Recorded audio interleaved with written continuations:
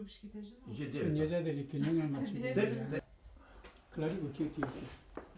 Kas čia? Papasakokit, kas čia yra. Nu, čia yra apatinis moteriškas drabužėlis, užsidedamas, suvarstomas ir figūra padaroma labai liekna iš storos babulės.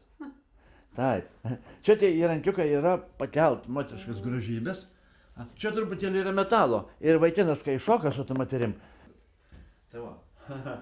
Čia yra vokiečių šmislas, vokiečių. Aš kad aš atidaryčiau, pažiūrėk.